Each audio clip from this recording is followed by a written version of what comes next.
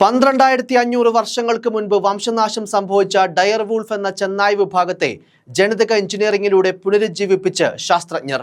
Texas ആസ്ഥാനമായ colossal Biosciences എന്ന കമ്പനിയാണ് ഈ അപൂർവ ശാസ്ത്ര നേട്ടം കൈവരിച്ചത്. റോമുലസ് റമസ് എന്നാണ് ഈ ആൺ ചെന്നായ്ക്കൾക്ക് നൽകിയിരിക്കുന്ന പേരുകൾ. 6 മാസം മാത്രം പ്രായമുള്ള ഇവയ്ക്ക് ഇതിനകം തന്നെ 4 അടി നീളവും 36 കിലോഗ്രാമിൽ കൂടുതൽ ഭാരവുമുണ്ട്. ഒരു കാലത്ത് വടക്കൻ അമേരിക്കയിൽ വിഹരിച്ചിരുന്ന ഇരപിടിയൻ ജീവിയായിരുന്നു ഡയർ വൂൾഫ്.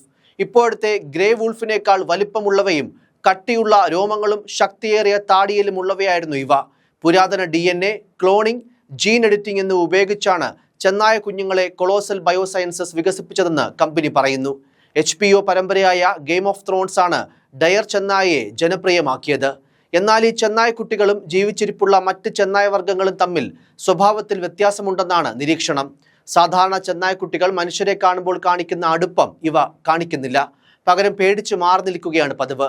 ചെറുപ്പം തൊട്ട് തന്നെ ഇവരെ പരിപാലിക്കുന്നവരോട് പോലും ഇവ അടുപ്പം കാണിക്കുന്നില്ല. നിലവിൽ 2000 ഏക്കർ വരുന്ന ഭൂപ്രദേശത്താണ് ഇവയെ പാർപ്പിച്ചിരിക്കുന്നത്. 10 അടി ഉയരത്തിലുള്ള വേലി കെട്ടി ഈ സ്ഥലം സംരക്ഷിച്ചിട്ടുണ്ട്. സുരക്ഷാ ജീവനക്കാരും ഡ്രോണുകളും നിരീക്ഷണ ക്യാമറകളും ഇവയെ നിരീക്ഷിച്ചു വരികയാണ്. വംശനാശത്തിൽ നിന്ന് പുനരുജ്ജീവിപ്പിച്ച ഈ 2 ചെന്നായ്ക്കളും ആരോഗ്യത്തോടെ ഇരിക്കുന്നുവെന്ന് കമ്പനി പറയുന്നു.